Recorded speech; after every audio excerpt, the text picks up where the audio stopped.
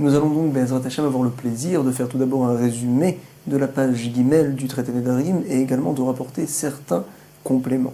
On a vu donc jusqu'à la 14e ligne de la page Gimel que la Gemara s'attardait à savoir comment on se doit de comprendre l'organisation de la Mishnah. Nous avions vu donc que selon l'opinion de Rabbi Yochanan, qui tient que les kinouïs, c'est donc en fait des lachon ou motaolam, ce sont donc des mots qu'ont l'habitude d'employer les peuples des nations, c'est considéré, oui, comme un éder, c'est donc vadaï, bien sûr, minatora, alors donc la Mishnah, on se doit de la comprendre de cette manière-là. Tout d'abord, on nous enseigne le principe de kinouï nedarim, ça a une valeur de neder, de vœu minatora. Ensuite, on enseigne le principe de yadot, et quand on commence à expliquer la dernière chose citée, à savoir les yadot nedarim. Pourquoi ? Parce que ça vient d'une dracha. Les Chachamim ont appris ce principe-là d'un pasuk, Ish ki yafle lindor neder, neder, nazir, leazir lachem, comme on l'a vu par la suite. Et donc, comme c'est une dracha, alors c'est chaviv, c'est cher aux yeux des Chachamim.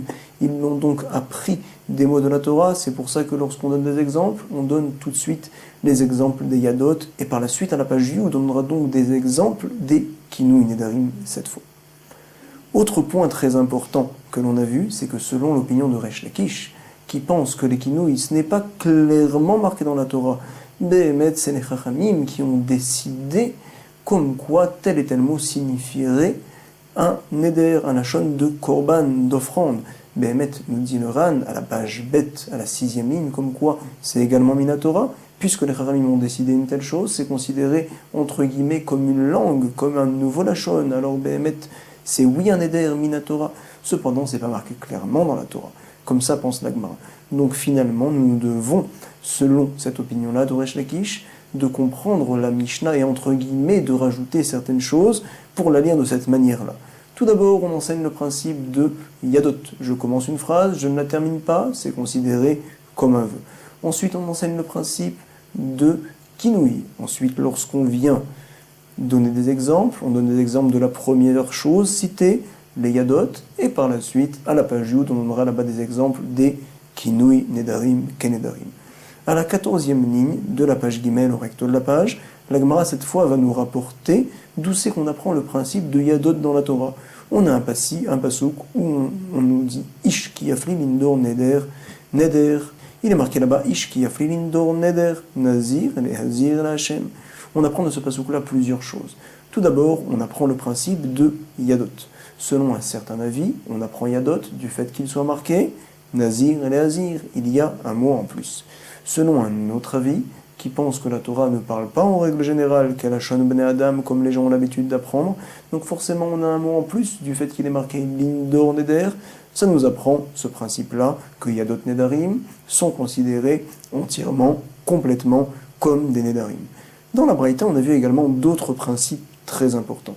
Tout d'abord, de la même manière que le père peut annuler les vœux de sa fille lorsqu'elle a entre 12 ans et 12 ans et demi, alors également il peut annuler la nésiroute de sa fille. Si elle prend sur elle d'être nazir, il peut, Beyom Shomro, encore une fois, le jour où il entend le vœu de sa fille, décider que ce vœu-là ne tiendra pas.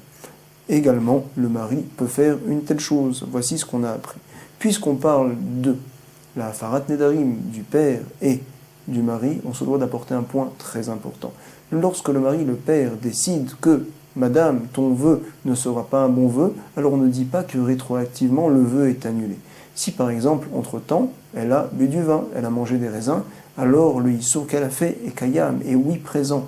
On dit juste que par la suite, alors le vœu sera annulé. Contrairement au fait de dire que lorsque le chacham vient annuler le neder d'une personne, alors il l'annule même rétroactivement. Il lui trouve ce qu'on appelle un pétard, une ouverture entre guillemets. Ah, si tu savais qu'il allait se passer telle ou telle chose, tu n'aurais pas fait un éder. Donc je considère que ton vœu n'a jamais été kayam. Comme ça, nous devons savoir, c'est un point très important. En tout cas, la Gemara nous rapporte encore d'autres points importants que l'on voit dans la Braïta, à savoir de la même manière qu'au sujet du neder, il y a un issour de bal yachel, n'enfreins pas ta parole, bal teacher également, ne sois pas en retard sur ce que tu t'es engagé à accomplir. Nous dit le Ran, on parle dans des cas particulièrement de Nidre Ekdesh, quelqu'un qui dit j'apporterai tel et tel korbanot. Ah, attention, ne sois pas en retard, tu dois l'apporter rapidement. En tout cas, 3 fêtes ne doivent pas passer. Sukkot, Pessah et Shavuot dans l'ordre ou dans le désordre. Ou sinon, il y a un issour de Balteacher. Nous avons également vu comme quoi en Eret Israël, Bema'arava, on apprend le principe de Yadot d'un autre pasouk. Il est marqué dans Bamidbar, attention, tout ce qui sort de ta bouche, tu te dois de l'accomplir. Kol ayot semipiv, yase. Qu'est-ce que ça vient nous dire? Tout ce qui sort de ta bouche, même si tu as uniquement commencé une phrase, tu te dois d'accomplir la chose. Donc on apprend ici que Yadot, Nedarim, Kenedarim, Yadot, Nezirut, Kenezirut. C'est un principe général qu'on prend d'ici. Autre dernier point qui est très important, que l'on peut voir ici dans la Gemara, comment se fait-il? Tu me dis qu'il y a un issour de Bal Yachel au sujet du Nazir, également un issour de Bal Teacher. Nous dit la Gemara le issour de Bal Yachel, lorsque la personne dit « je suis Nazir » et qu'il boit du vin ou bien qu'il va manger des raisins, alors cette personne-là, non seulement fait le issour de manger, de profiter des fruits de la vigne, mais également il transgresse entre guillemets sa parole, il fait le issour de Bal Yachel, il y a donc 2 averot, nous dit Rava. Amarava, lavoralav, be shnaim. Nous avons vu ça 5 lignes avant la fin des petites lignes au verso de la page Gimel. Autre point très important, et par là on a terminé et conclu la page Gimel, à savoir comme quoi, si jamais quelqu'un dit « je prends sur moi d'être nazir avant de mourir ». Ah mais monsieur, tu ne sais pas quand est-ce que tu vas mourir. Tu te dois tout de suite de prendre sur toi d'être nazir. Si tu ne le fais pas, il y a donc un issour de Bal Teacher. Tu as attention de ne pas être en retard sur ce que tu as pris sur toi. Tout d'abord, nous allons rapporter dans le traité Rosh Hashanah. Ça se trouve à la 8e page. On nous dit là-bas d'où c'est qu'on apprend que le issour de Bal Teacher, au sujet des korbanot, c'est une fois que passent 3 fêtes. Dans la Torah, on parle des 3 fêtes, et on parle des korbanot, des offrandes qu'on doit apporter, et on nous dit à la suite, tu sais, Bechaga Matzot, ou Bechaga Shavuot, ou Bechaga Sukkot. Tu te dois d'amener tes korbanot aux 3 fêtes. Oh, ces mots-là sont en plus, apparemment. De là, nous apprendre la Gemara, et Bémet nous tenons comme ça à la halakha, que ça vient nous dire, tu sais, lorsque passent 3 fêtes et que tu n'as pas apporté des korbanot, alors il y a un issour de Bal Teacher. Premier point important.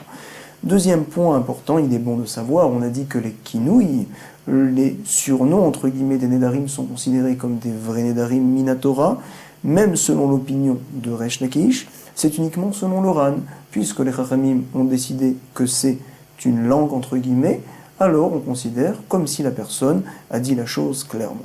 Selon Rabbi Yechiel que nous rapporte Tosfot, il considère que les kinouïs, selon Resh Lakish, ce n'est que des Rabbanan.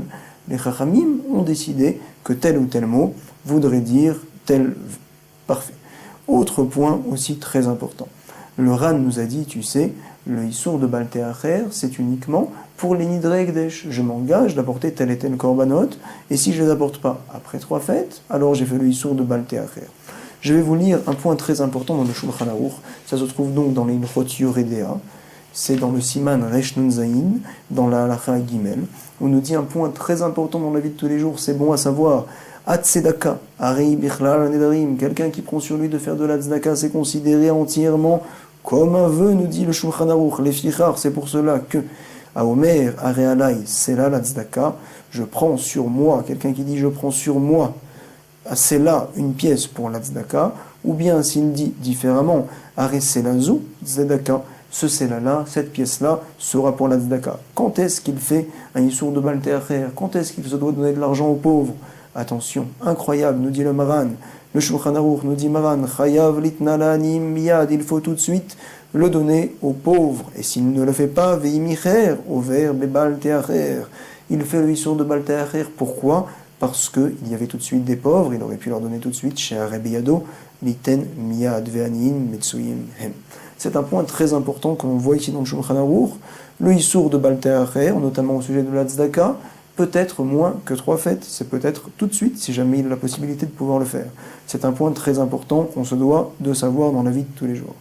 Encore autre point, dernier point, assez youn, on va dire, on va essayer de rentrer dans un point précis, mais à Nien Meod. Alors on sait qu'il y a le issour de Bal Yachel. Bal Yachel, quand est-ce qu'il y a Bal Yachel? On avait dit, lorsque tu as enfreint ta parole, si quelqu'un décide, je prends sur moi d'apporter telle et telle offrande au Beth Amikdash. Parfait. Et donc on passait les 3 fêtes.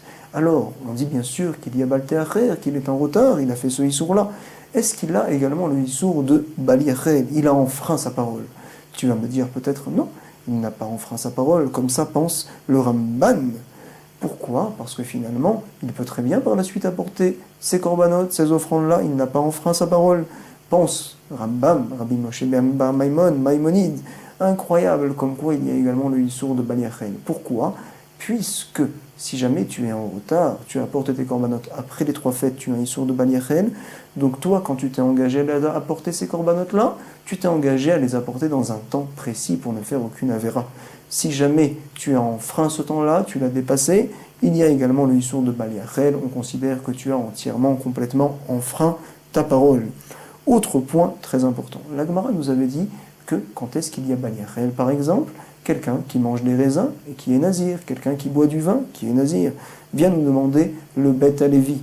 Pourquoi la Gemara ne nous a pas dit, par exemple, quelqu'un qui se rend tamé, quelqu'un qui s'impurifie, et donc par là il est obligé de reprendre sa nésiroute au départ, à zéro. Pourquoi on ne dit pas qu'il a enfreint sa parole?